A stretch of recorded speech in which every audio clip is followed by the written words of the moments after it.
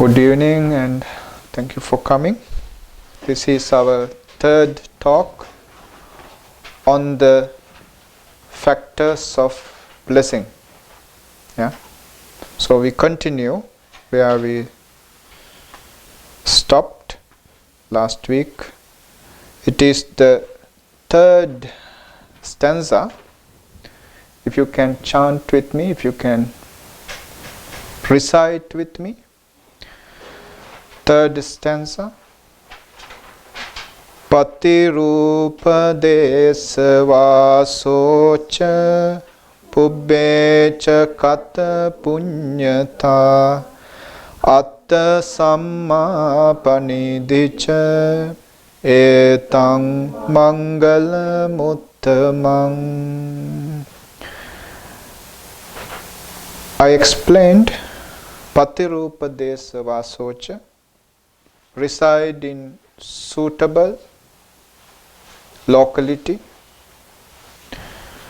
and pubbecha kata punyata, possessing the powers of merits which you have done before. Now these two are something related to the past. You cannot do anything about sometimes where you are living. You cannot move. You cannot change the place. You are not capable to do so. And also you cannot do anything about your past merits. It is gone. But the third one, Atta Samma Panidhicha,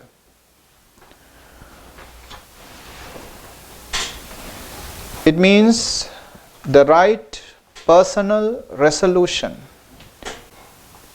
Right personal resolution. Now this is something that we can do. It is related to the present moment, present existence. Now there is a sutta in Majjhima Nikaya, sutta number 8. It is called Salleka Sutta, the effacement. How to get rid of your impurities are explained in this sutta. It is called Salleka Sutta. In that sutra, there are 44 methods of or techniques of getting rid of your impurities. Yeah? It begins like, others can be evil, but I will not be evil. Others may be killing living beings, but I won't be killing living beings. Others may be taking what is not given, but I won't do that. I won't take what is not given. And so on and so forth. There are 44 instances where you can clean yourself. Yeah. But if you apply this to our general life, now if you can reflect yourself, look at yourself and identify one or two weaknesses that you have. Yeah. Somebody may be angry type, somebody may be jealous type, somebody can be impatient type, somebody can be full of desires, desiring type. Now after you understood your own weakness, then you come to this determination, resolvement. I will get rid of this weakness. It is not a job for a year. It is something to do on daily basis. Early morning, you resolve, today, no matter what kind of things happen to provoke my anger, I won't get angry. Now you resolve.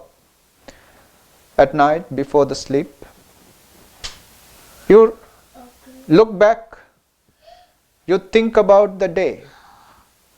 Did I get angry today? Did I get jealous today? Was I envious today? You can look back and check.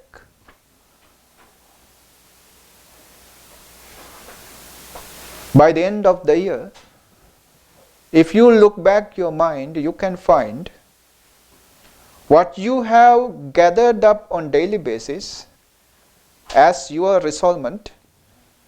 Your mind has taken a different shape now. You are not getting angry for any reason now. So this resolvement, determination, you can activate in your life so that your mind started getting a different shape. It functions like a sandpaper. When you continuously rubbing it on a piece of wood, after some time you can find that piece of wood, log of wood, getting a different shape. So in the Salleka Sutta, explaining this Atta Sampanidicca, right personal resolution, Buddha has given 44 methods, and then we can apply to our life this and get rid of these weaknesses. Other than the meditation, you can do this. It is up to you. It is up to individuals. Understanding the weaknesses and have this determination to get rid of that weakness. Then it is your Mangala. It is the highest blessing. Yeah. This is the benefit of Dhamma. This is Sanditthiko. Here and now you get the results. When you change yourself, transform yourself using the Dhamma. Now there was a monk in Sri Lanka long time ago, even prior to the English employment in Sri Lanka, occupation in Sri Lanka. This monk was called Asarana Sarana Saranankara Sangaraja. He is a kind of a monarch, kind of a king for the monks. When Buddhism was going down, the dispensation, Buddha Sasana was in the bottom. Buddhism was almost getting destroyed, and the higher ordination was completely gone from Sri Lanka. And this young monk had this firm determination, I will revive Buddhism back in this country. He studied hard, he became a very learned monk, and he became famous and powerful. Even the king started respecting this young novice, and this young monk persuaded the ruler of the country at that time to bring the higher ordination from Thailand to Sri Lanka. Yeah? That is how this Sian Nikaya established in Sri Lanka. So he was one of the revivers who reshaped Buddhism in Sri Lanka. Otherwise, Buddhism would have gone by now from Sri Lanka. Yeah. So he was given the title of Sangaraja, king of the monks. Normally, your ego can be very great, or ego can boost up to the top level when you are given such a title, Sangaraja. Very rarely a monk can be given such a name, Sangaraja. Now this monk showed the danger of those titles. Titles are poisonous, can boost ego, can forget yourself who you really are. Titles are dangerous for a spiritual practice. So he wrote down on the top of his door frame where he was going in and coming out, he can see these letters. What did he write was, he wrote Udangu Nova Mahana in Sinhala. It means, monk, be not proud. He must have been feeling this pride in him. So he wanted to get rid of that pride. So he wrote down this, be not proud. Every day he can see this. And true enough, in the history, this monk is mentioned as one of the very humble, down to earth, simple type of monk who spent his life, almost all of his life was spent going through alms round with the begging bowl.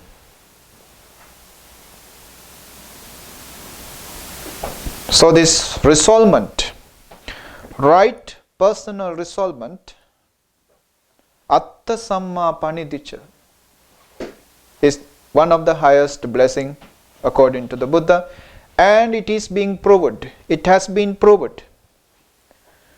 Many of the followers of the Buddha to elevate their lives higher and higher.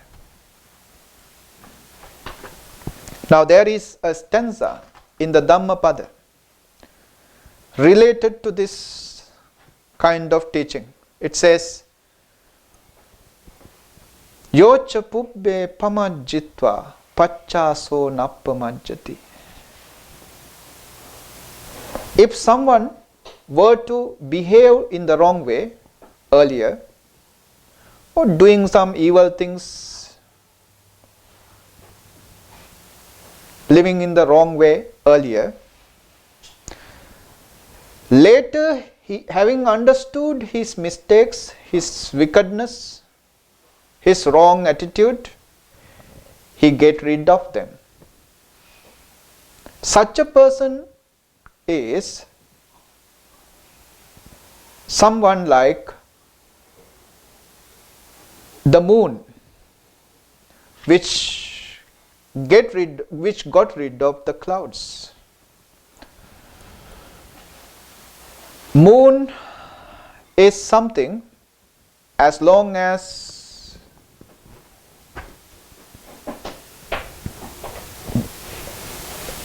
the clouds are not disturbing, the moon shines better. Even though the full moon is there, if the clouds are hindering the shine, we cannot see the moon. So if a person, to understand his weaknesses and mistakes, that is the foremost point, that is the first point, to understand your problem, your weakness, your mistake. Once he understood, he can have this resolvement, determination that I must get rid of it, and he has to work on daily basis to get rid of it. With this determination in the early morning, and at night you think back, you reflect about it. When you continuously doing it, you get rid of those weaknesses, those mistakes. You will look like a moon which got rid of the clouds.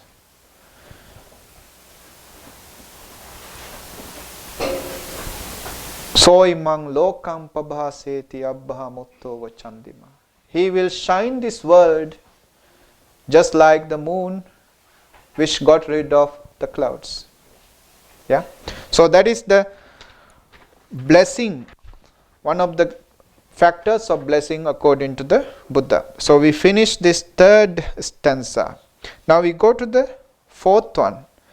Bahu, you can repeat with me. Bahu saccang cha sipancha Vinayo cha susikkito subhasita cha yavacha etang mangala muttamang. First blessing is bahu satchangcha. Yeah. Now, bahu sutta is a kind of a very popular term in Pali, in Buddhism. That means who have a person who has heard a lot. Because those days, reading and watching was not a kind of factor for education. Yeah, listening was the only means of education in those days during the Buddhist times. Yeah, that is why the first stage of sainthood, which is called Sotapanna. Yeah, what is the meaning of this Sotapanna? Sota is ear, Apanna is coming in. Coming into the ear is Sotapanna. That means you listen to the Dhamma, and that Dhamma transformed you, changed you, so that you could get rid of three kinds of defilements, and you became a Sotapanna person. Sota Apanna, coming into the ear. Of course, that Sotapanna has another meaning also. Yeah. Now here, Bahu Satchancha, it means the person who has enough knowledge, right? Who has learnt much. Now there is another blessing. It is called Sippancha. This Sippancha represents the skills to earn your living. Yeah.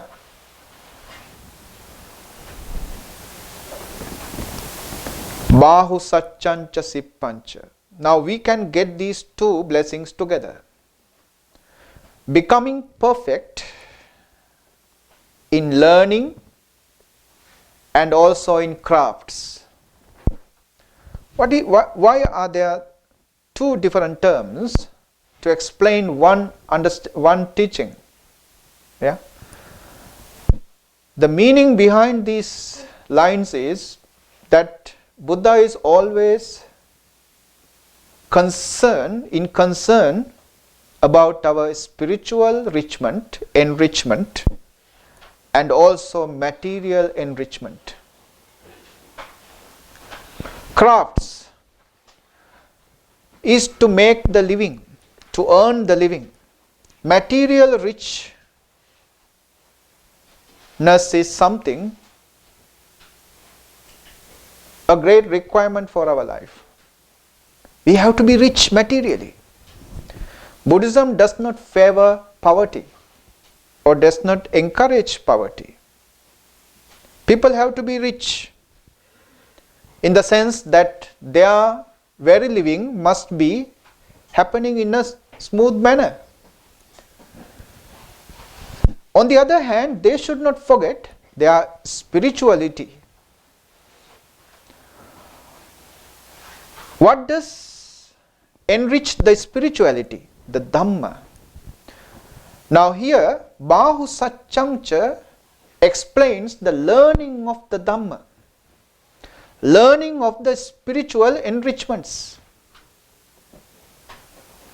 And Sippancha explains learning of the methods of living or making your living.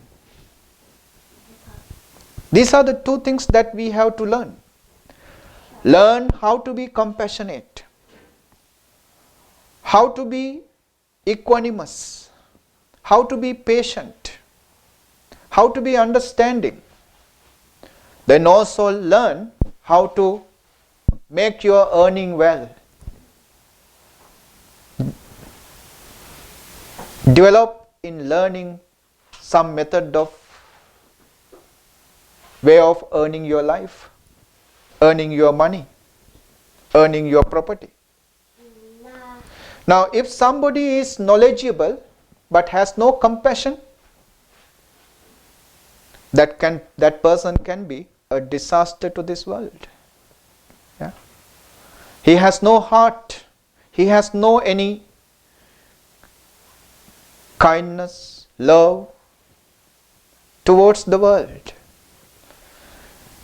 He can become a source for disaster.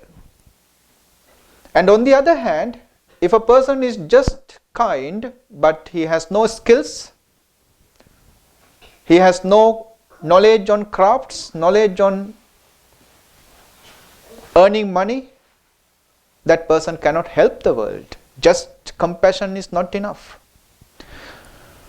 Bahu Satchancha Sippancha explains in a way that you are to be enriched in the both spiritually and materially.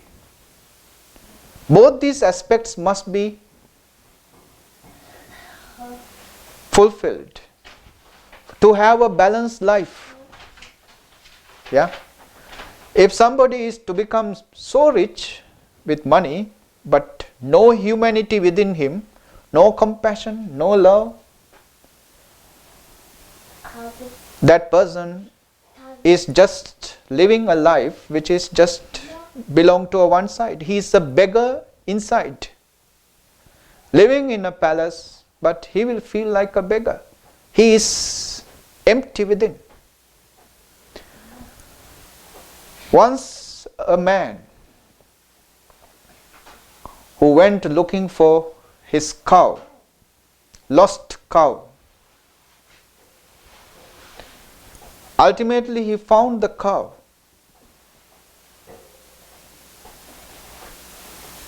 But the time for the Dhamma is approaching. So without taking any food, he came to listen to the Dhamma.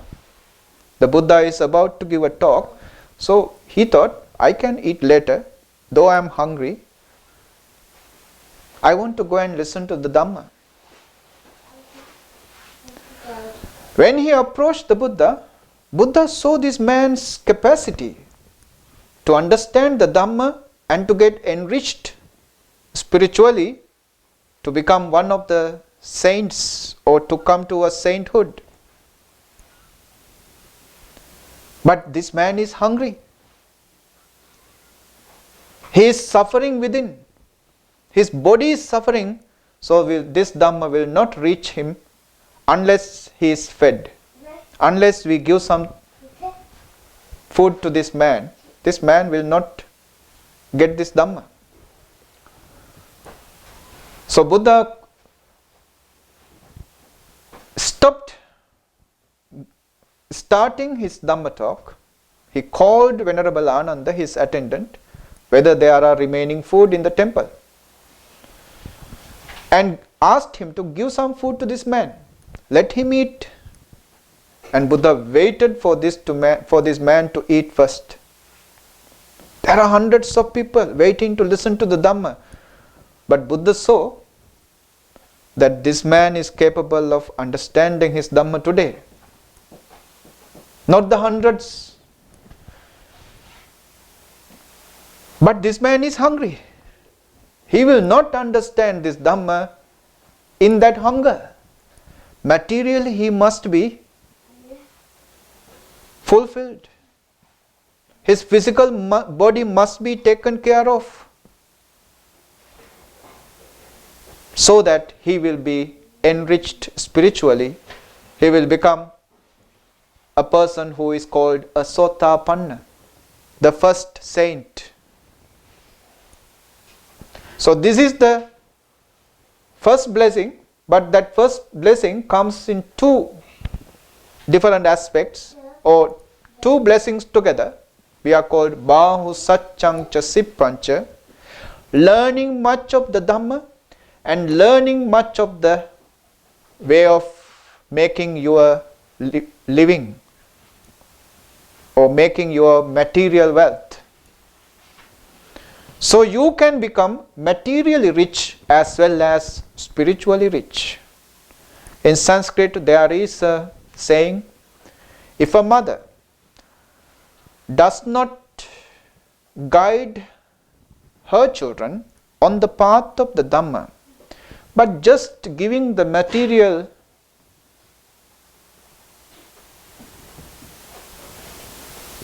enrichments or just training the children how to earn the money, forgetting the spirituality, that mother is like a cow who just gave birth but did not give the milk to the calf. In Sanskrit it is explained that a mother who does not train a child in the spiritual manner, that mother is like a cow who doesn't give the milk to the calf. Yeah? Just gave birth to a calf but did not give the milk. Now, in such a way, this duality of developing in the spiritual as well as material manner is explained with these two blessings, Bahu Satchancha Sippancha. Now in the modern language they have a different meaning. That means learning much or becoming perfect in arts and crafts. Yeah, but I don't think it is what the Buddha meant. Yeah, arts Bahu Satchancha, crafts Sippancha. No, it shouldn't be that. Right? Bahu Satchancha related to the Dhamma, because those days they learned the Dhamma only through listening. No other way, even from the Buddha himself or from one of his disciples.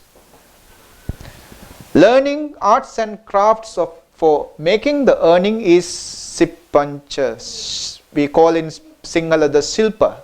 Yeah. The next blessing is Vinayocha Susikkito.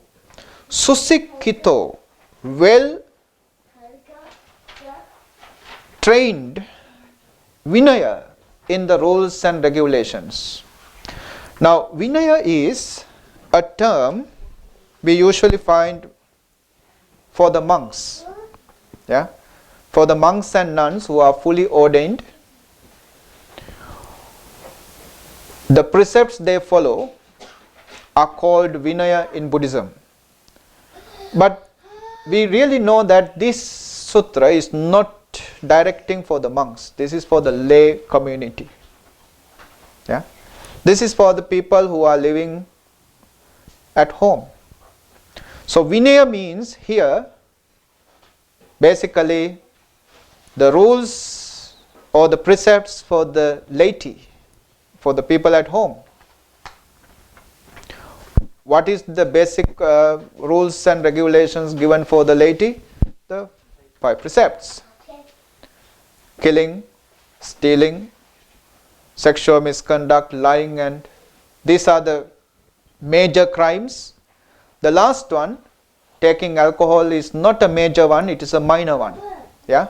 That is why you don't see this taking alcohol in the 10 unwholesome deeds. Yeah?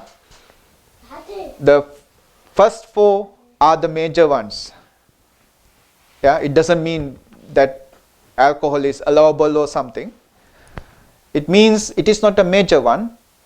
Taking alcohol is just paving the way or creating the situation for other precepts to broke. Yeah? Other precepts to be broken. So taking alcohol itself is not a major crime or major offense in Buddhism. Yeah? It is just paving the way for the other precepts to break. Now, for a laity, for somebody at home, Vinaya is to preserve these 5 precepts. Yeah? Now, in Buddhism, there is this Beautiful story. One monk who was a kind of a rich man when he was at home. He became a monk, and once he became a monk, he started to learn all those Vinaya rules. Now there are hundreds of Vinaya rules are there in Buddhism. Now this monk thought, I became a monk to live a simple life. But monk's life it seems that the monk's life is not that simple. It is so complicated. Why am I to learn all these rules and regulations? This life is so complicated. I feel it is more complicated than the life at home. So better I go back home. Yeah. I cannot lead this complicated monk's life. Somehow, before he disrobed, he happened to meet the Buddha. Then he complained to the Buddha, why you create this life so difficult for us? Please teach us the way of living in a simple manner. Then the Buddha said, forget about all the hundreds of rules and regulations. You just take care of or control yourself or tame your mind, speech, and tame your actions. Don't let your actions, your speech, your mind to create uncomfortable situations for yourself and for others. Control your mind, body, and speech. All the rules and regulations in Buddhism is promulgated for this factor, to control your mind, body, and speech. Do you know, only after 20 years, as I remember, 20 years after the Buddha's ministry, that means 20 years after his enlightenment, Buddha started promulgating precepts. Until then, there were no precepts for monks. No precepts. Only after 20 years, all those rascals started joining Buddhism. Yeah? They started behaving in a way which is unsuitable for the monastic life. Yeah? Which is unsuitable for this community. Then the Buddha started promulgating precepts. And Buddha was so unhappy, because complaints coming to the Buddha again and again, oh, that monk is behaving in the bad manner, right? That group of monks living in an unsuitable manner for the monastics. All sorts of complaints came to the Buddha. So Buddha was not so happy. And he started to give regulations, rules. Why? For 20 years, no rules, no regulations for monks. The reason is simple. Whoever joins in this Pattamabhisambuddha, in this early part of Buddhism, whoever joins the Buddha, they came to the Buddha with just one purpose. That purpose is to become aware, is to become mindful. The art of becoming aware and mindful, so that they can become enlightened.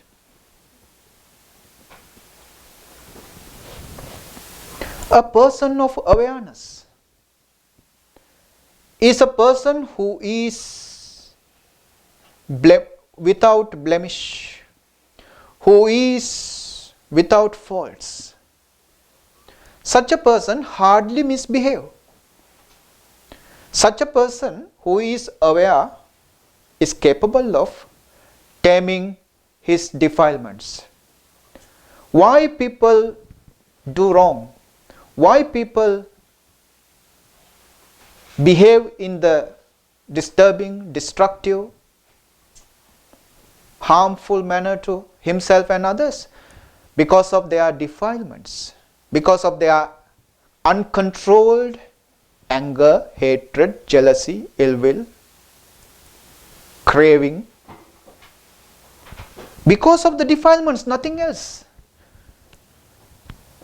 And the people who are not mindful, are not capable of controlling these defilements, they are being just controlled by their defilements.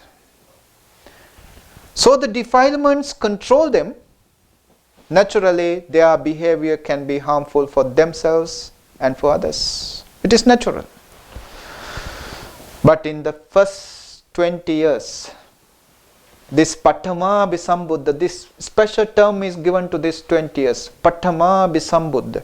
In this 20 years, those monks, those people who joined the Buddha, they were practicing this mindfulness, being mindful. Being mindful of past or future? No. Being mindful of present moment and applying the yoniso manasikara, the wise reflection that everything is impermanent. Whatever happens, never lasts forever. Impermanent. And it is suffering if you hold on to that impermanence. Since when somebody practices this awareness with the wisdom, naturally that person will live, even before his enlightenment, in a blemishless, perfect, regretless, peaceful way. Such a person doesn't need rules and regulations. Buddha's advice was sabba papassa akaranang. Akaranang, not doing, sabba papassa, all the evils. That was enough for them. Because naturally they don't commit any evil because of their acute mindfulness for the present moment. Not just being mindful, but with the background of wisdom they are being mindful. Remember, just being mindful is not enough for the enlightenment. But that mindfulness can be supported by the wisdom behind, which is called anicca, dukkha, impermanence and suffering, follows by anatta, right? So vinaya, vinayocha susikkito, since we are not mindful, there must be rules and regulations, there must be precepts to remind us that these are evil things, right? So in the household life, basic rules and regulations, basic vinaya is 5 precepts. Now if somebody is well trained in these 5 precepts, susikkito, well trained in the 5 precepts, that is a blessing for that house. That's the idea. Vinayocha susikkito. Next one is subhasita chayavacha. That means well-spoken speech. Well-spoken speech. Yavacha, any speech. Subhasita, well-spoken. Any speech well-spoken. What is that well-spoken speech? The speech which is without falsehood, no lying, without frivolous talk, without harsh words, without slandering. Yeah? Musavada, lying, Pisunavacha, gossiping, but very interesting, no? If I am to gossip, nobody will fall asleep here. Nobody will yawn here. Everybody will be very wide awake. Gossiping, very interesting. That is why people do that. Yeah. But Buddha says it is not so good. Yeah, it is not a good thing. Then comes parusavacha, harsh words. When does the harsh words comes up? When you are angry, not when you are happy. Anger means the opportunity for the harsh words to come up. So what is the remedy? What is the determination? What is our first blessing that I explained today? To have the determination to overcome a particular weakness that you have, you possess. So there are opportunities, hundreds and hundreds of opportunities you have for your anger to come up. What does happen when the anger comes up? Your words become harsh. Yeah, even the beautiful words you utter in the harsh manner. Yeah, people feel it. People understand when you say even hello, they understand you are angry. So what to be done? Don't talk. That is the main thing. Never talk when you are angry. Never ever say a word. And never ever do anything. Be completely inactive. If you can, leave the place and go. Why? Whatever you say, whatever you do, they are foolish things. Why they are foolish? When you are doing, you don't feel they are foolish, you know. When you are angry, you don't feel that you are foolish now because I am angry. Only when the anger gone, you will feel that. Why did I say that? Why did I do that? After that, you start regretting, repenting. I shouldn't have said that. In Sinhala we say, even the elephants cannot drag those words back. Yeah. Elephants can drag anything, they are very strong, but not those words. Yeah. So don't make any decisions, don't say anything, don't do anything while you are angry. Just give some time. Until this anger gone, until your wisdom to come up. Give some time. No harm. Only you will be not regretting later. You won't be ashamed of your words or actions later if you just stopped talking or doing anything when you are angry. This can be a great determination if somebody to have. I will not talk or do anything when I am angry. How about that? For a year you do that, continuously day by day. Morning you determine, morning you resolve. Today, I won't say anything, I won't do anything when I am angry. By night you can check whether I did break my determination. Did I break my resolvement? If not, tomorrow also do the same. Continuously do it. Yeah. Then for a year you will find you don't have regrets.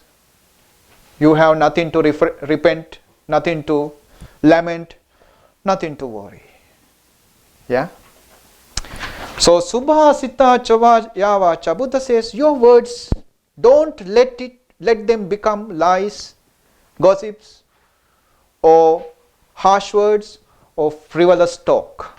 What are the frivolous talk or the idle chatter? Idle chatter can be anything. Yeah. Now Buddha has given the instructions to the monks. Dhammaiva kata ariyo tunhi bhavo. If you speak only the Dhamma, or else ariyo tunhi bhavo. Have the noble silence. Now this is for the monks, This is for the monks. If you speak only the Dhamma, or else have the noble silence. So other than the Dhamma, anything can be idle chatter. Yeah. So these are the 4 types of speech that the Buddha asks the monks to not to have in their lives. And also ask the laity, the people at home, also to minimize this kind of words so that their lives become peaceful, because it is a boon and bane for the man, the ability of speaking. It's a boon, but our words can become our bane, our disaster. Yeah. Words can be our disaster if they are not used in the right manner. Now, Buddha has given a certain kind of code that we have to judge ourselves whether my talk, what the things that I should say is in the proper time. Is this the proper time to say this? Now if somebody make a mistake,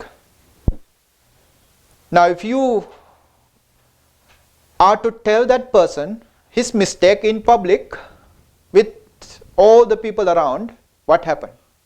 That person feel very sad and ashamed. It is not the proper time to tell that person. Your words or your advice is to uplift that person from the weakness, not to make him ashamed. Yeah. So wait for the proper time to advise, proper time to say that. The second one is it true? Third one is use or explain it gentle manner. Yeah, using gentle words. Explain what are you going to, whatever you are explaining. Next one is it beneficial? Is it beneficial for the person? Last one is you have to do with the loving kindness. Loving kindness in the sense for the support and help for that person. Not with anger, not with hatred, but with love you have to do it. So these are the things that you have to measure if you have to talk to somebody. Use the proper time, say the truth, spoke softly and gently, think whether it is beneficial, and do it with metta, do it with love. Now Buddha has famously said, truth can wait. Truth can wait. It means what? Even though it is truth, you have to wait for the proper time to say that. Yeah? Even though it is truth, you have to find the suitable crowd, suitable person to say that. Sometimes people just, without watching the background, without looking around, they just said, they just utter words. And when we ask them, why did you say that? They say it is truth, so why worry? Yeah, it is truth, but it is not the right time, it is not the right people. So you wait for the right time and right people to say that. If you are to tell the truth to the wrong crowd in the wrong time, that truth, without being beneficial and supportive and helpful, that truth can be destructive. Yeah. This is how Buddha explained to us. Subhasita chayavacha. Make your words a pleasant kind of words, so it become well spoken words. Subhasita chayavacha. Etang mangala muttamam. So we completed the fourth stanza today. Yeah. Can you repeat together with me the fourth stanza? Bahu Satchancha Sipancha Vinayocha Susikito Subhasitacha Yavacha Etang Mangala Muttamang. Okay, I think time is up. Yeah, let's wind up this talk. Let's dedicate this merit. Akasatta cha bummatta deva naga mahiddika punyantang anumoditva chirang rakkantu loka. Akasatta cha bummatta deva naga mahiddika punyantang anumoditva chirang rakkantu loka sasan. Akasatta cha bummatta deva naga mahiddika punyantang anumoditva chirang rakkantu loka sasanam. Idang me ñātīnaṁ hotu sukhita hontu. Idam me ñātīnaṁ hotu sukhita hontu. Idang me ñātīnaṁ hotu sukhita hontu ñātayo. Blessings for you. Dukkha roga bhaya vera soka sabbe upaddava anekāntarāya api vinassantu ca tejasa. Jaya siddhi dhanang labhang sotti bhagyam sukham balang siriyayu ca vanno ca bhogang buddhi ca yasava satavassa ca ayu ca jiva siddhi bhavantu te. Ayurarogya sampatti sagga sampatti mevaca ato nibbana sampatti iminate samijjatu.